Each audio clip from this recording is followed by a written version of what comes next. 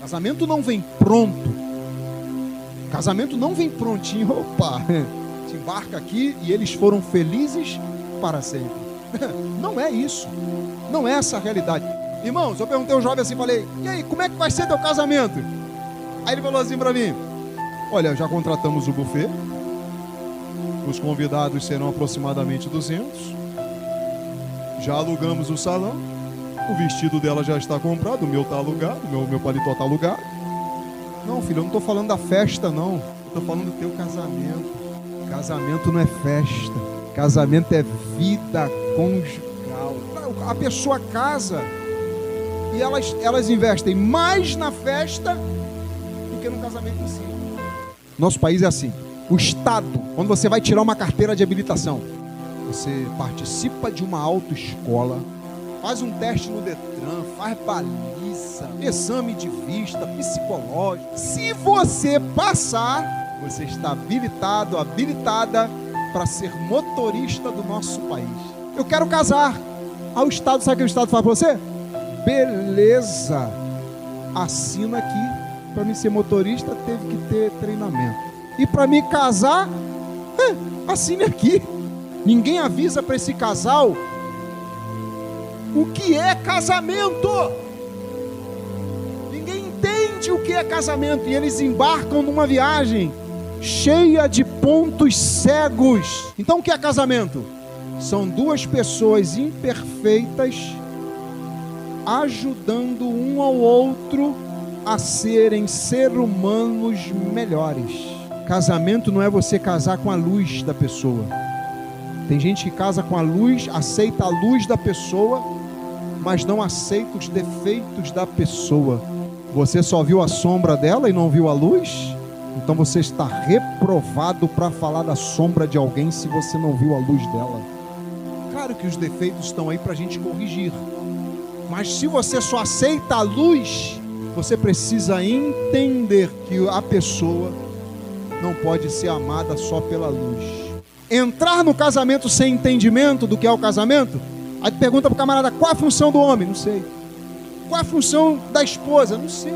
A Bíblia diz que a função do homem é amar a esposa como Cristo amou a igreja. O que quer dizer isso? Qual é a máxima desse versículo? Qual foi o maior bem que Cristo fez para a igreja? Amando-a. Ele a salvou. Então, o maior bem que você pode fazer por sua esposa, amando-a como Cristo amou a igreja, é salvá-la do sofrimento. Tudo o que você puder fazer para olhar para você e dizer assim: louvo a Deus pela vida desse homem, faça em nome de Jesus. Às vezes não vai ter tempo para os seus amigos, mas tem que ter tempo entre os seus amigos e o seu casamento, seu casamento. Entre o seu carro e o seu casamento, seu casamento. Entre o seu trabalho e o seu casamento, que vai ter hora que você vai poder ter uma flexibilidade na escala e estar com sua esposa, estar com seu esposo, estar com a sua família. Por favor, escolha o seu casamento. Entre redes sociais e o casamento, casamento. Coloca o casamento na lista de prioridade e deixa lá, pelo amor de Deus. É colocar o teu casamento na lista de prioridade e proteger ele. E entender que casamento não é relação de consumo. Não é o que você pode ter, é o que você pode dar. É uma relação de aliança e não de consumo. Relação de aliança não é eu, somos nós. Relação de aliança não é o meu lado, é o nosso lado. É um bem comum, é um ponto de equilíbrio onde os dois sejam abençoados. Às vezes, numa relação de consumo, tem muita gente sem entendimento casando por causa do corpo.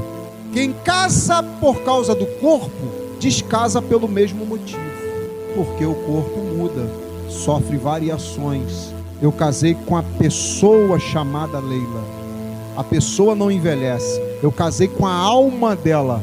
Imagine que Deus chegue para você hoje e diga assim: a partir de hoje, você tem um dia de vida. E eu te pergunto: como seria suas últimas 24 horas?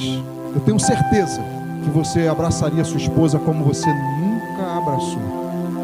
Eu tenho certeza que você olharia nos olhos dos seus filhos, num tom de despedida, você diria coisas que você nunca disse para os seus filhos.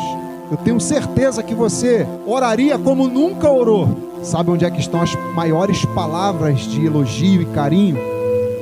Infelizmente, elas fluem dentro de um leito de hospital. Elas fluem dentro de um cemitério. Infelizmente, as pessoas deixam para valorizar o que tem valor quando não dá mais tempo. Casamento é dar para ele e para ela, para o seu cônjuge, o que Cristo te deu. Porque a gente pensa assim, não, meu casamento é cristão. Ai não, o pastor que celebrou meu casamento. A gente acha que o nosso casamento é cristão porque ele foi celebrado dentro de uma igreja. O casamento é cristão porque Cristo está dentro da casa. Porque o casal pegou na mão do outro, abraçaram. Cristo falou, a gente não entra lá se o Senhor não entrar conosco. Quando Cristo está em casa, o casal não só compartilha a mesma cama, mas compartilha os mesmos sonhos. Por isso que nós temos que deixar Jesus dentro de casa. Eu aprendi que todo lugar que eu chegar, quando eu chegar, ele tem que ficar melhor do que já estava. Eu cheguei num lugar chamado Coração da Irmã Leila. Eu tenho que deixar esse lugar melhor do que já estava. Essa é a prova de que você é uma bênção na vida dessa pessoa. Como é que a gente percebe que o casamento está em perigo? Quando toda conversa termina em briga. Outro ponto, quando vocês estão brigando por causa do mesmo assunto a vida toda. Quando o respeito acaba, quando o elogio acaba, quando o romantismo acaba, quando um dos dois ou os dois se tornam exigente demais, ou quando um dos dois ou os dois se sentem ignorados pelo parceiro, pouco encontro íntimo entre o casal, o teu casamento está em perigo. A Bíblia começa falando de casamento, termina falando de casamento, e Jesus começa o ministério dele aonde? Num casamento. Sabe o que Deus está dizendo? Conte comigo, eu sou o idealizador desse projeto, eu sou o arquiteto, conta comigo. Eu sou o escultor desse projeto, conta comigo. Porque olha só, não adianta você chamar o profissional errado para consertar alguma coisa na sua casa. Convidar Deus para o seu casamento é chamar o profissional certo. E nada pode contra um casal que ora juntos. Porque casais inteligentes crescem juntos. Quando se fala de casamento, a gente não está falando do nosso maior patrimônio, não. Tá? A gente não está falando. Uma coisa é o maior patrimônio, outra coisa é único patrimônio. Eu vou te explicar porque o casamento é único patrimônio que você tem. Dá para levar carro para o céu? Esse patrimônio para o céu? Não dá, né? Dá para levar casa para o céu? Não dá. Dá para levar bens materiais para o céu? Não dá. Mas dá para levar sua família para o céu. Noé não conseguiu colocar ninguém dentro da arca, mas a família dele entrou dentro da arca. O nosso patrimônio o único patrimônio é a família. Grave essa palavra, conexão. Não é ficar conectado com o celular, não, irmão. É conectar-se com o seu cônjuge. E o que é a paixão? É um pico emocional temporário. Ele sai e entrega esse casal para o amor.